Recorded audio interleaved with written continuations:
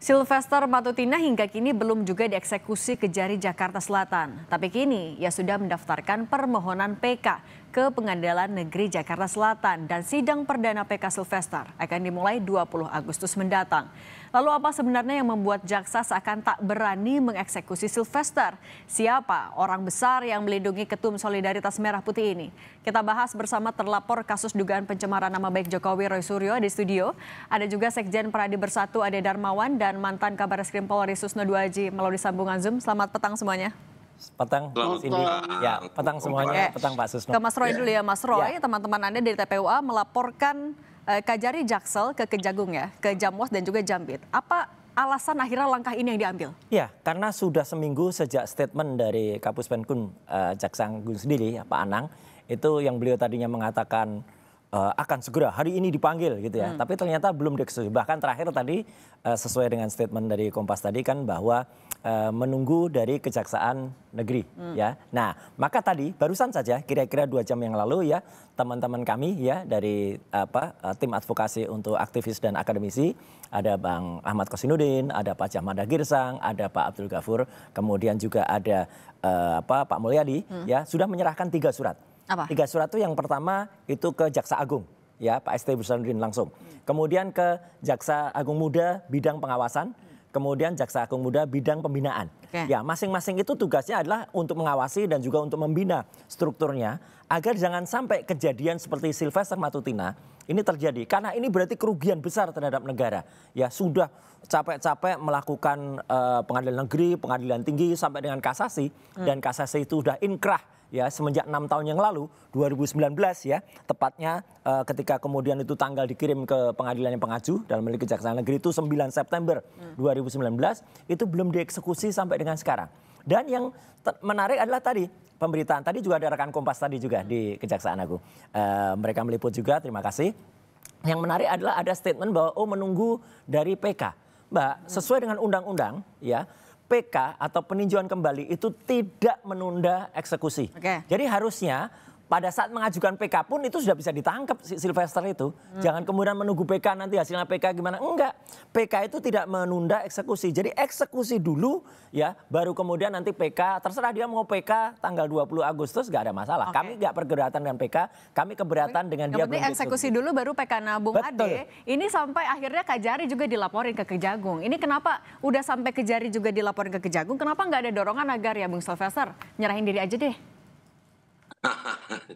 Oke, baik Mbak, terima kasih. Jadi saya perlu menanggapi sedikit saja kalau soal seperti ini. Karena ini sekali lagi saya sampaikan ya bahwa perkara ini sudah 6 tahun.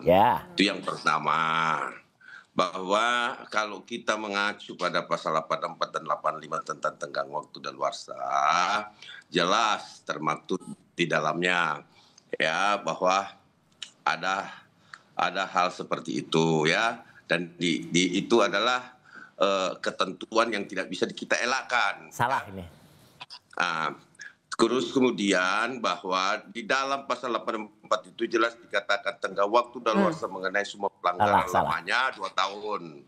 Mengenai kejahatan yang dilakukan dengan percetakan atau itu bisa diartikan uang palsu. Kita tetap begini dia.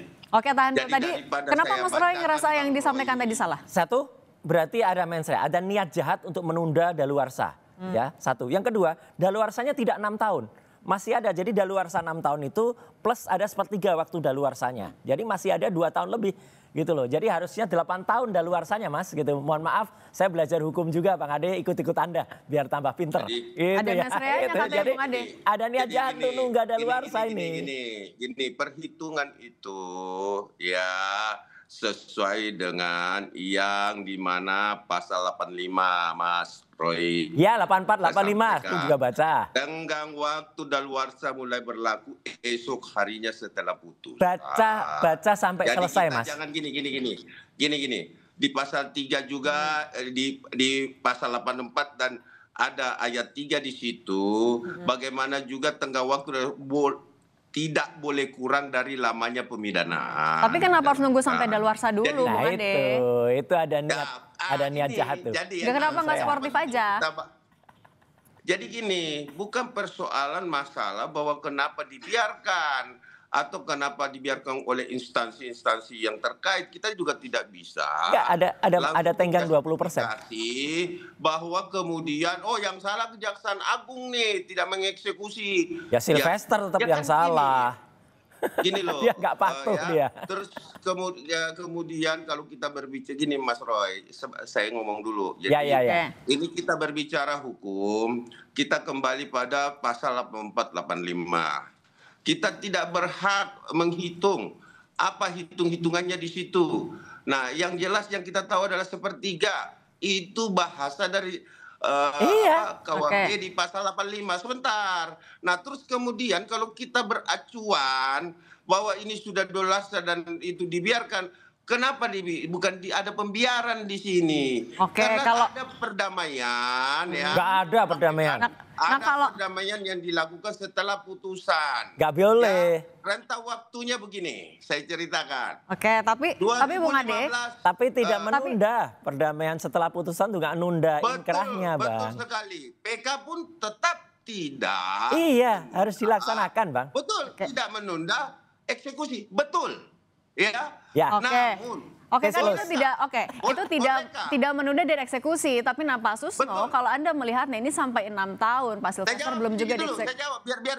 Oke. Silakan lanjutin dulu, singkat saja. Jadi singkat saja bahwa betul tidak menghalangi eksekusi. Iya. Ya. Tapi eksekusi bisa nggak dilakukan permohonan penundaan? Bisa. Nah, gimana Pak Susno itu bisa, Pak Susno? Nggak ada itu. Pak Susno yang jawab, kita biar Pak Susno jawab. Bisa nggak tuh? Nggak ada itu. Bang Roy harus masuk akal di dalam. Oke, Bung Ade. Nah, itu kita tanya dulu ke Pak Susno. Pak Susno itu bisa. Dengerin senior deh, dengerin Pak Susno dulu deh. Oke, satu ya, perkara ini adalah perkara pidana. Ya. Perkara pidana sudah mendapat putusan yang berkekuatan hukum tetap atau inkrah. Nah, kalau inkrah harus segera dieksekusi. PK tidak menjadi penghalang. Kemudian kalau apakah PK-nya sudah lama sampai 6 tahun lewat, ini ada kelalaian. Kelalaian atau kesengajaan dari aparat kejaksaan. Ya. Nah, lalai atau aparat tinggal tergantung karena ada sesuatu, ada setiga atau sesuatu ini urusan internal daripada kejaksaan untuk menyelidiki mengapa sampai terjadi begitu. Nah, kalau Pak Susno ngelihatnya itu ada kelalaian. Apakah perkara ini tidak bisa dieksekusi karena sudah lewat waktu? Saya tidak akan bertransfer, baca saja kitab hukum pidana Algemene Bipalingen, yaitu ketentuan umum pasal yang disebut tadi. Jelas sekali itu. Tidak bisa ditafsirkan, jelas terang benderang kayak makan siang pakai lampu petromak. Nah kalau gitu Pak jatuh, Susno ngelihat ada kelalaian atau kesengajaan nih, apa yang bikin jaksa masih belum eksekusi 6 tahun? Tapi jangan dijawab dulu Pak Susno, kita akan kembali lagi usai jeda berikut ini.